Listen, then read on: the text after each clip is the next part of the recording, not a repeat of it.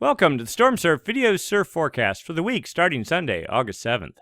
Looking at significant wave heights for the South Pacific Ocean, we see not a whole lot going on. A tiny gale producing 36-foot seas or so in the Southeast Pacific, but that's it. But the good news is, this is supposed to change. As usual, we'll start off our tour with jet stream level winds. These winds up about 30,000 feet help support the formation of gales, and when those gales do form, help direct their paths. We're looking for a trough, that is a push in the jet to the north. We don't see really too much of that right now. There's two branches of the jet, the northern branch here with the most wind energy in it, and if you look, you can see just barely 190 knot winds right in that area. There you go. And then the southern branch here is eventually meeting with the northern branch, helping to create those strong winds there, but there's just not much wind energy pushing up to the north to create a trough that would help support a gale. So let's sort of look and see how this goes in the coming week. We see a little bit more of a push to the north here, low pressure in the upper atmosphere, but still nothing really super impressive until we start getting into the Tuesday night time frame. Then we finally get 110 knot winds starting to push to the north, looking more like a legitimate trough. And then we get into Wednesday night, and then we have 140 knot winds pushing to the north. So this would help set up a a clockwise flow in the upper atmosphere, and clockwise flow is synonymous with low pressure, both at aloft and down at the surface. That would create winds. Winds, of course, would create seas. Seas, as they radiate away from the fetch area, would create swell, eventually reaching your coast and creating surf. So we continue on. We see this trough, not a super well-organized trough, but into Thursday and even Friday, holding its own here in the Southeast Pacific, and then kind of fading out. All the wind energy dissipates, and then we're back to sort of where we started earlier this week. Not a horrendous pattern, but not really great either, just low energy pattern. Let's go take a look down at the surface. So here we go, surface level pressure, surface level winds, and as expected, there is an area of low pressure, broad and unrefined or defined. Remember, the jet's sort of doing one of these things, meandering up to the northeast. The main flow's up here. We do have a little, it's actually a storm, 55 knot winds right there, but very tiny and expected to fade out pretty quickly. Still some area of weather, but just what we're looking for is consistent 35 knot winds or greater over a broad area. We start getting this come Tuesday, a 30 knot fetch, looking a little bit more interesting with embedded 35 knot winds midday Tuesday, then building into the 40 knot range early Wednesday. And then here comes another pocket of wind energy Wednesday night, building to 45 knots. This in conjunction with the upper level flow that we saw was building that same time. And now the models, they've been suggesting that something would form here for days now, but have sort of ramped up their speculation with a pocket of 55 knot winds and 50 knot winds aimed pretty well to the north. And there you go, into Thursday, 12Z, 55, almost 60 knot winds. Continuing through the day, lifting northeast, the southern Cal cutoff is right about here, the swell window cutoff, and that's about the time the storm fades out. So that should, theoretically, if it materializes, help produce surf. And then, as expected from the jet streams chart, things start backing off considerably. Let's go take a look at the wave model. Here we go, that one little storm gale, whatever you want to call it, 36.8 foot seas right there, very tiny. Yes, some little swell could result. Most of the energy is pushing off to the east. Relative to California, maybe dribbles, but not much, about a week out. Mainly most energy aimed towards Peru and Chile, and even that given the tiny fetch area, probably nothing particularly sizable, just a modest 17, 18 second period swell. Now we get into Tuesday, and remember we saw that 30, 35 knot fetch building here in the Central Pacific to aim northeast. 24 foot seas starting to develop Tuesday night, building to 29 foot seas almost here on Wednesday. That's a start. That could produce some swell, but it's really the second pulse of this system. Here we go, come almost Thursday morning, 33 foot seas building to almost 40 feet, and now 44 feet on 18Z on Thursday. That's midday Thursday, California time. And rather southerly angle. Remember, the cutoff is about 117 for Southern California, about 122 for Northern California. So there's probably about a 190-degree swell if it were to materialize. And there we go, seas pushing 49 feet. Regardless, strong south-angled swell, looking pretty solid, pushing decently to the northeast too into Friday, then moving out of the swell window. So let's just go back and we'll just go through the whole thing here real quick. So Wednesday night into Thursday, peaking out, sometime, Thursday evening, and then fading out Friday. If this were to materialize, it would result in a pretty solid swell. Way too early to know. We're talking, 120 hours out, 4 to 5 days out. Still, the models have been consistent about something forming in this area, so fingers crossed, we'll see what happens. Other than that, then things, of course, start to go quiet again. Now, we've been focusing all our attention on the southern hemi, but there's also been some activity in the northern hemi here, just as of Thursday night. Tropical storm Omeus here in the far west Pacific. Not super huge, not super strong, but notice we got 30-foot seas, at least modeled 34-foot, 36-foot seas into Friday night and Saturday. Now, the great circle paths here sort of do one of these numbers, so this energy is really aimed more north than up towards California, certainly not towards Hawaii, and then pushing off to the northeast. Nothing there. There's a potential for maybe some small, some small sideband swell, mainly originating right around this time Friday, and the system wasn't, really strong or pushing, again, up the Great Circle Path, sort of sideband energy, but maybe some little swell from about 290 degrees working its way into central California with luck. Most of the energy, of course, aimed at the Kurils, the Aleutians, and not even really Alaska. And then, interestingly enough, the forecast actually suggests that Omeus might produce yet another pulse. We'll just watch it here come, Tuesday or so. Now, the Great Circle Paths are running sort of like this here, so if we can get some motion to the northeast, and you see that starting to happen come Tuesday, we'll just start here. 30-foot seas over an exceedingly small area, 32-foot seas, but right in here, may be good for some swell from, and there's a little bit stronger, but then see the Great Circle Paths start getting cut off here. We'll show you the details in a minute. But there's some hope, and then even tropical activity beyond that in the West Pacific, but all pushing off to the northwest and not really looking too promising there. It's very early in the season, too. So we'll do the whole thing yet again. Here is relative to Northern California. This is the 285-degree Great Circle Path. You can sort of see, the energy is pushing north. It needs to push off to the northeast. Kind of does that for a second, but not really. When the system really is peaking out, you can see the arrows here. The energy is, for the most part, almost aimed perpendicular to the Great Circle Paths, so not a whole lot expected. But then we get into the forecast here, and you can see now it starts moving off to the northeast. More energy pushing up about the 305-degree Great Circle Path. And then right here, even right at its peak, what is that, about 37, 38-foot seas? Once you hit the 308-degree path, then the Aleutians start cutting energy off relative to Northern California. We could do this whole thing, too, for Southern California. Just a quick little look-see here. There we go. And you can see maybe some energy, but energy tends to be very filtered moving into Southern California. And then relative to Hawaii, we'll just do it backwards, even, again, more or less sideband energy, more perpendicular direction, so probably not a whole lot there. But at least it's something. The North Pacific is trying a little bit. Now, this is all tropical, no signs of winter yet.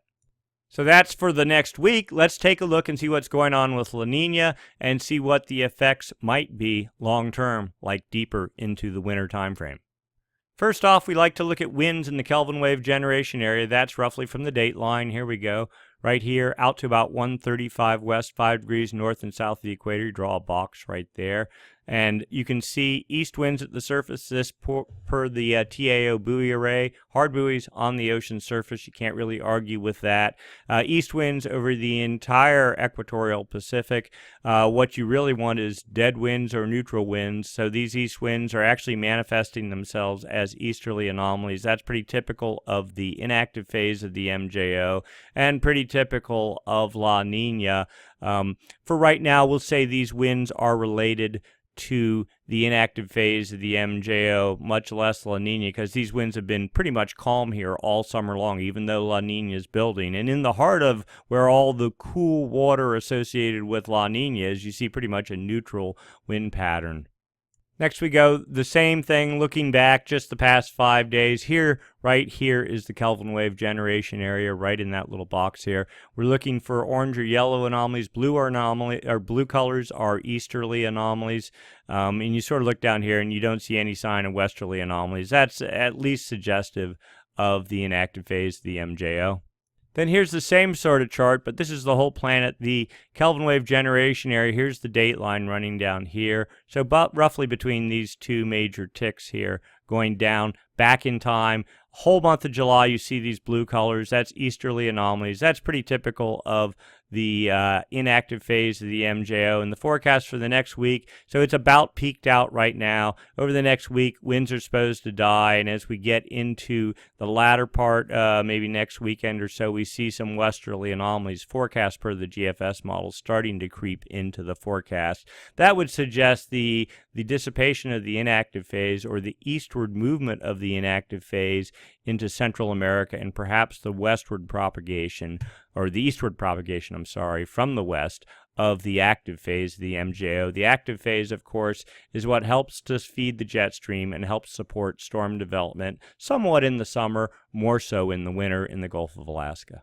And as usual, we look at a variety of other models because no one model ever has a handle on everything perfectly. This is outgoing long wave radiation, suggesting as of right now, the blues suggest less sunlight reflectivity off the ocean surface. See the negative numbers there.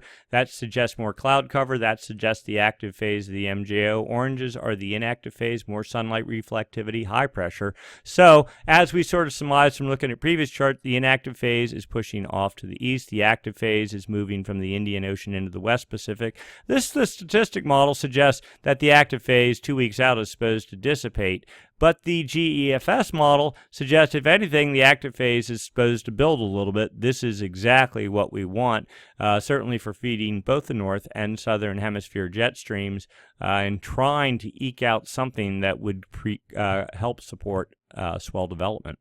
The phase diagram charts are showing much the same thing. Assume this chart you're looking down on the North Pole of Earth, and you rotate counterclockwise from the maritime continent over the dateline into the West Pacific, over into the East Pacific, across the U.S., into the Atlantic, Europe, and then back into the Indian Ocean. Again, all limited to just on the equator.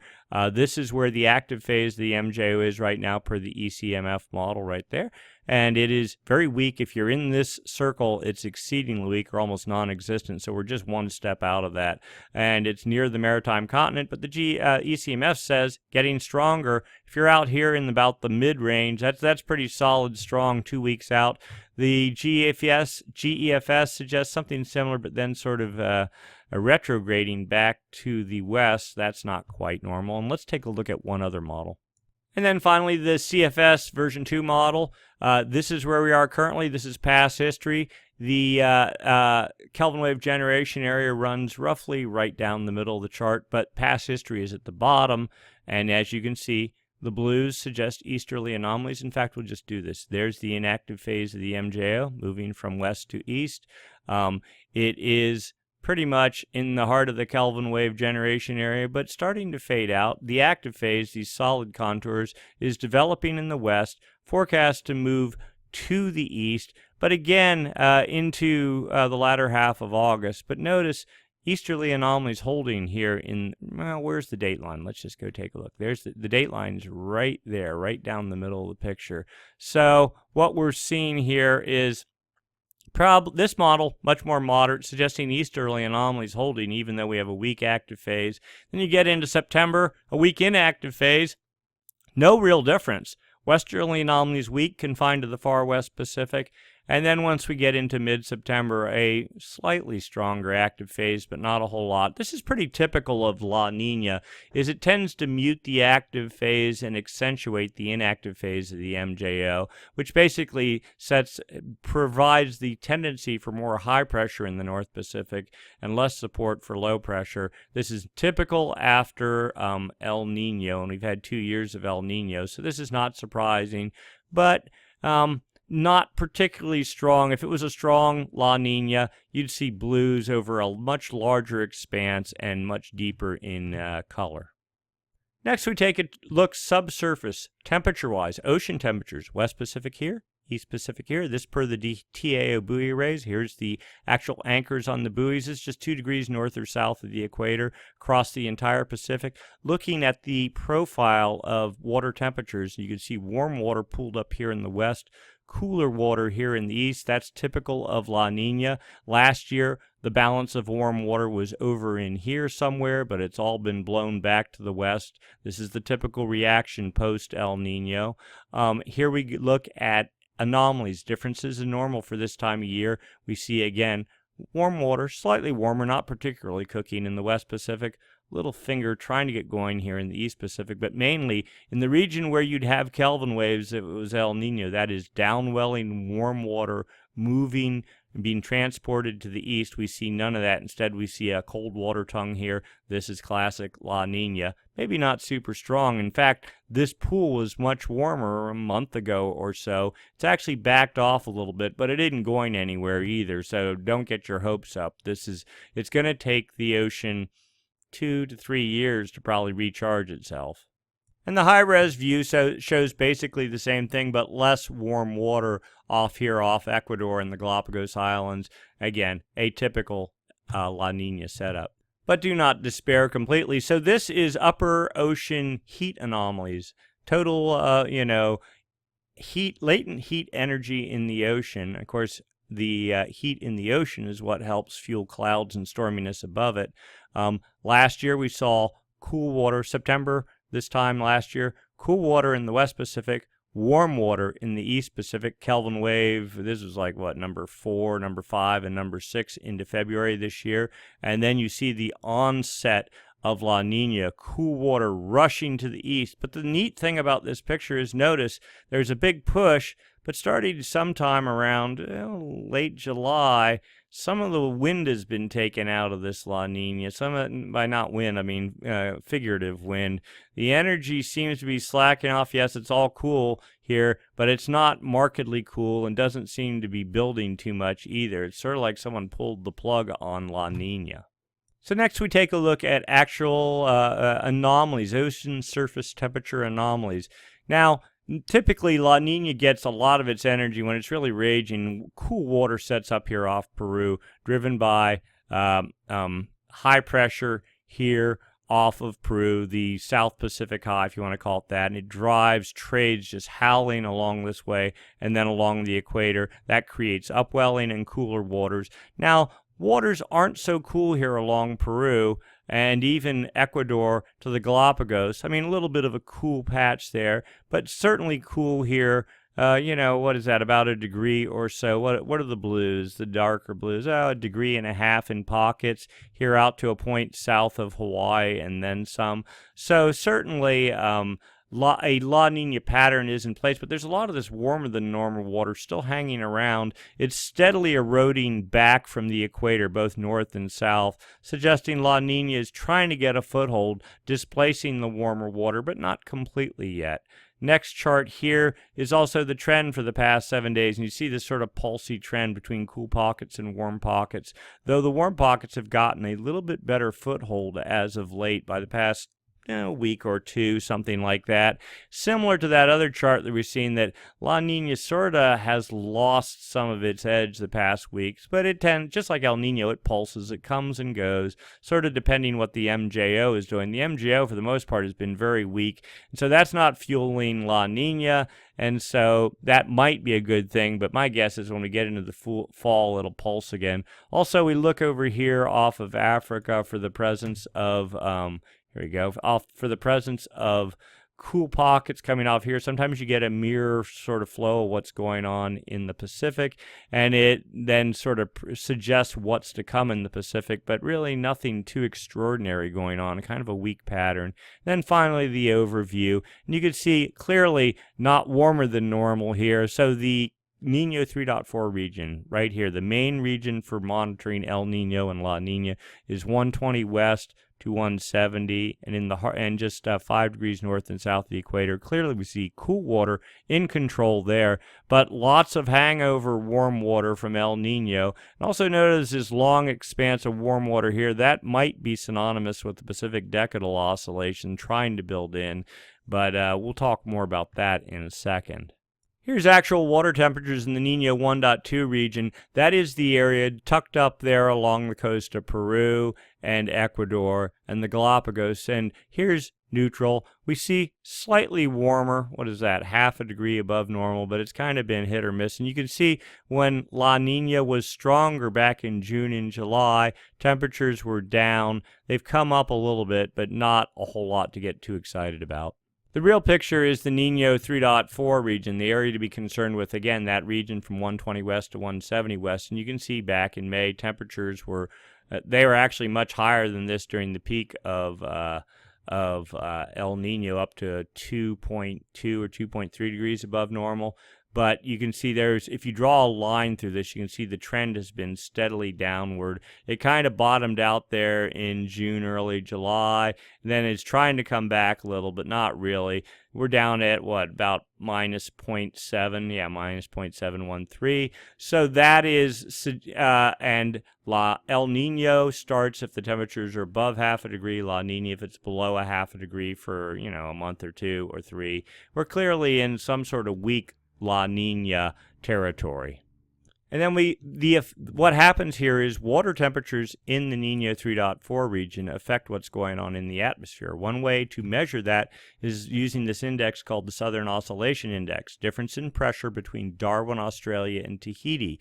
When the numbers are up when the average 30-day moving average is up in the positive range, then that's suggestive of La Nina. When it's negative, that's El Nino. This chart here shows clearly, starting about February 2014, major active phase of the MJO started to push us into El Nino territory. It rebounded a little bit, but then from then on, the numbers were down, bottomed out January 2016, peak of El Nino, and then just like we had a major inactive or active phase pushing us into El Nino, now we're in a major active phase pushing us into La Nina. How far we go, yet to be known. The ESPI index does the same thing, only it measures difference in actual rainfall for the area north of Australia, and then in the Nino 3.4 region, actually larger than that. Now, positive numbers suggest El Nino, negative numbers suggest La Nina. Currently, minus 1.56. We were up at +2, +2.25, something like that before the peak of El Nino. Now we're down into clearly La Nina territory, drier anomalies in this region right here.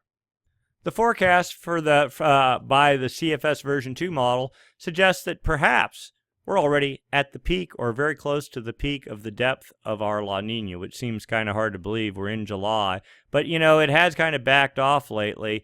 We're at a half a degree or minus 0.6. And this suggests maybe we'll go down to about minus 0.7 sometime in the November time frame, level out, and then start returning to neutral a year out. And some of the other models are suggesting this is about right, somewhere in a half to minus 0.6 degrees. So this isn't probably too far off the mark when looking across all the models. A reasonable representation. Again, La Nina only starts at minus half a degree, so we barely are to encroach into La Nina territory for this winter, and then that's it. The hope is that the hangover from El Nino will maybe give us some swell energy, at least into the fall, late fall, maybe November, December time frame. So if there were ever any time for surf to really materialize, along with just the change in seasons, probably the November-December time frame would be it. After that, we kind of expect that the storm activity will be sporadic, but again, trying to make a forecast months out in advance is not very accurate. Next, we take a look at the Pacific decadal oscillation. So we've talked about different cycles and cycles embedded within cycles. First off, just looking at the weekly forecast, that is modulated somewhat by the MJO, Madden-Julian oscillation, which runs, 4 or 5 weeks, active, inactive. Then that is embedded in this El Nino, La Nina thing, which runs 5-7 year cycles. And then beyond that, there's the Pacific decadal oscillation, which is 15 to 30-year cycles. And you can see here the positive trends and the negative trends here. The reds suggest when you're running in the up phase of the Pacific decadal oscillation, that supports more of El Nino. When you're in the blue phases, the negative phase, that supports La Nina. And here we are. Let's see if we can do this. Hang on. So we've zoomed in here, and you can see in the 70s, let's say 77, the numbers were mainly positive. We had a good run of surf up till in the 80s. And then even going on, notice there's still downsides, but you got to 98 when things were just off the charts, storm after storm after storm in the Pacific, and then like a switch flipped and the Pacific went to sleep. And that started with the big El Nino of 97, 98, and that sort of like vented off all the excess energy in the Pacific Ocean.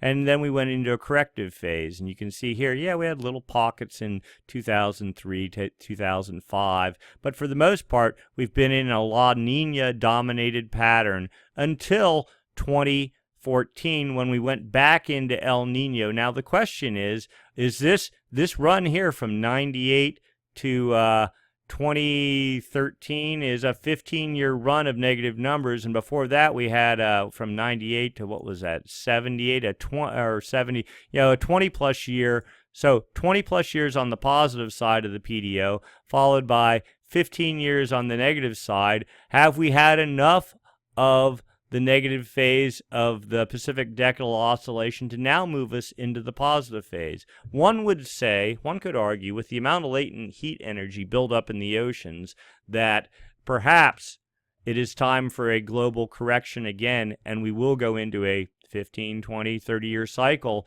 of the positive phase of the Pacific decadal oscillation. But who knows? We'll take a look at the hard numbers here. We'll go back starting...